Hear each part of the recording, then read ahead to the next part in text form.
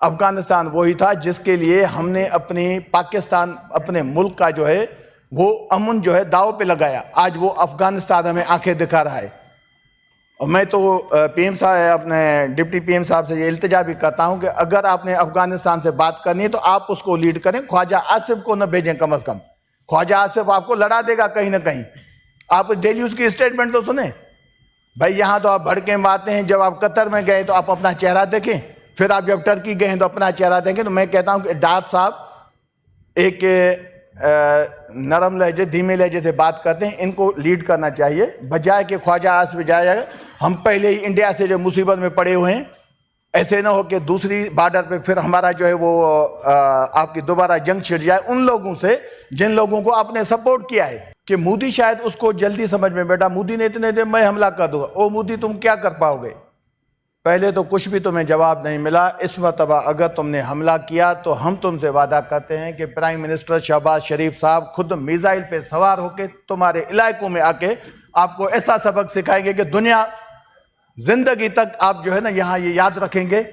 शहबाज साहब आपको ये अल्फाज पंच कर दें, ये अल्फाज पंच कर दें। कौन सा जो आपने अभी बोले थे? मैं मोदी का नहीं जी, ये दूसरी जो आपने बात की थी। कौन से? मिसाइल वाला? जी हाँ, चलें मिसाइल के हद तक तो ठीक है, चलें, लेकिन जी हाँ, कौन जाएगा? कोई तो जाएगा मिसाइल पे।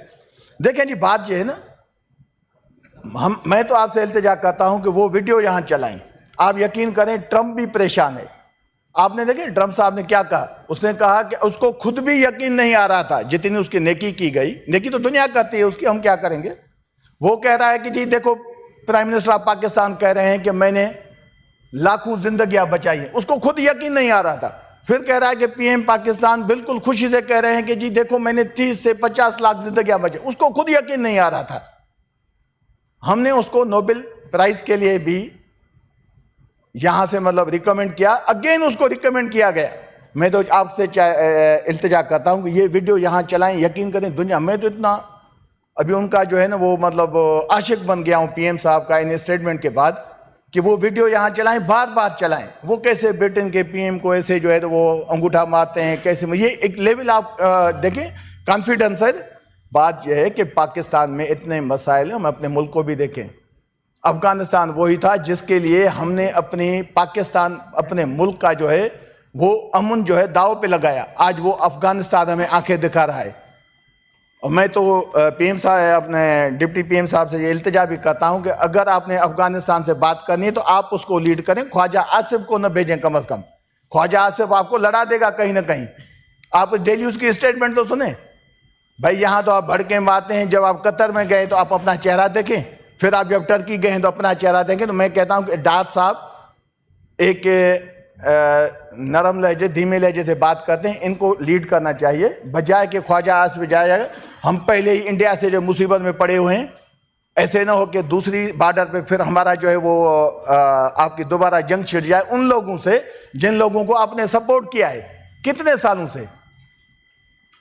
बदकिस्मती है इस मुल्क की कि अफगानिस्तान जैसा मुल्क, जैसे अभी हमारे एक सेनेटर ने कहा कि छोटा सा मुल्क है, एक दिन में हमारी आर्मी ने उनको ऐसा जवाब दिया है कि उनकी हवा निकल गई है। आप क्रिकेट में जाएं, उनके जो क्रिकेटर्स हैं वो दुबई में ऐसे फील कर जैसे हमने कोई गुनाह किया है उनका।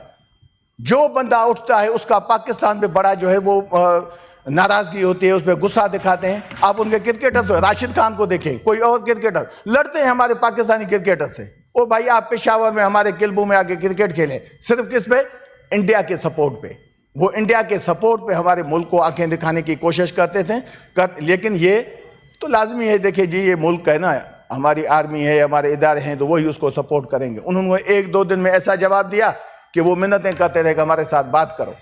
लेकिन ख्वाजा आसिफ की स्टेटमेंट की मैं मजम्मत करता हूं, जब उसने टर्की से वापसी पे कहा जी दे वो हमसे हमारी बातें जो नहीं मान रहे अफगान। ये बात करने की है?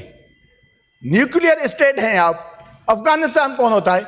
मौलवी साहब कह रहा था रहमान साहब के एक दिन भी वो बर्दाश्त नहीं कर सकता, नहीं कर पाया जब पाकिस्तानी अफवाज ने उसको जवाब दिया। तो ऐसी बातें करके अपने इदारों को आप डिमोरलाइज क्यों कर रहे हैं?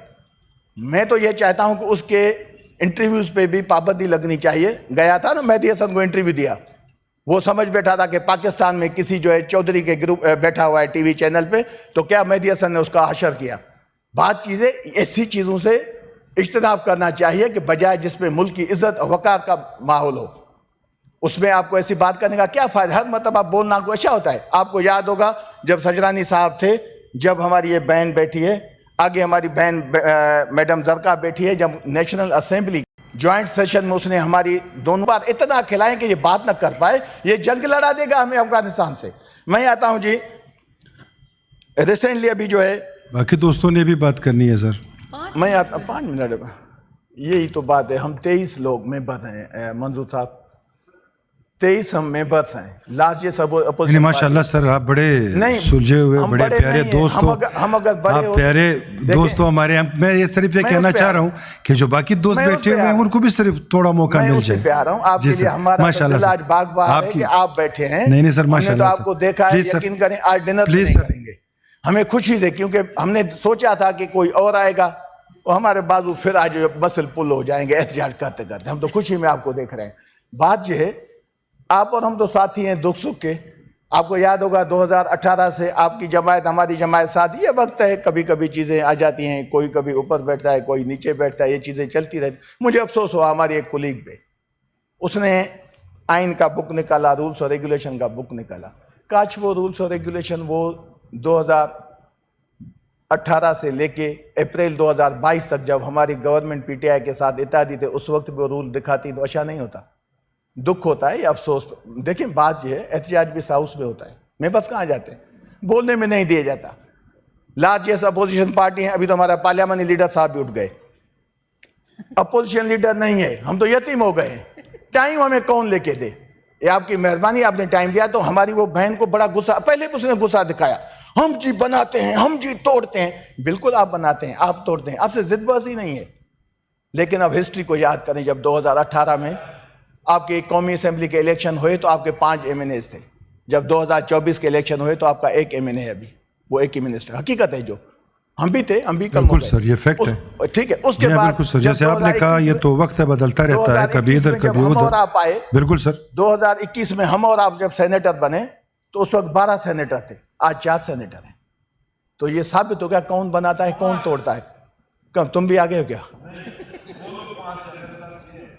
5 कौन सा? 5वां खुद ही नहीं मानता।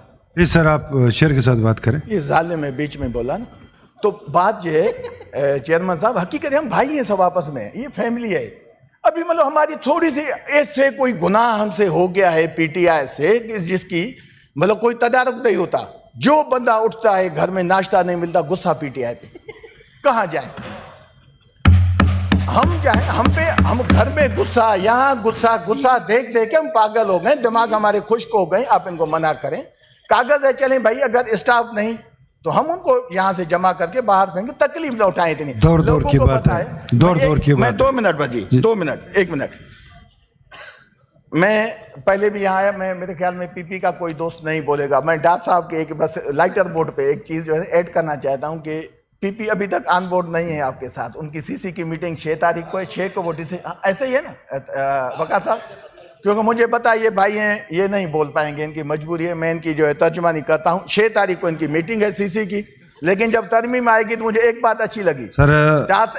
देखिए बाकी लोगों ने भी बोलना है सर, बाकी लोगों ने भी बोलना है सर। डॉक्टर साहब ने एक बात जबरदस्त की कि इस हाउस में ले होगी, सब डिस्कस करेंगे। डॉक्टर साहब लाजमी है, जिसकी हुकूमत होती है वो लाती है, इसमें कोई शक नहीं है। कुरान हमने भी नहीं पढ़े थे 3 साल 8 महीने में। हमारे पास आपको याद है ना, एक फाइनेंस मिनिस्टर बना था पहले, वो भी ऐसे आस्तीन ऊपर करके ऐसे ऐसे, नहीं जाऊंगा IMF की तरफ। उसने ऐलान कर दिया कि मैं 1 करोड़ जो है नौकरियां दूंगा, 50 लाख, वो भी था 50 लाख घर। असद उमर साहब, वो इतने बड़े लीडर, वो एक दिन बेचारा बर्दाश्त नहीं कर पाया, दोबारा हमारी लीडरशिप करना चाहता है।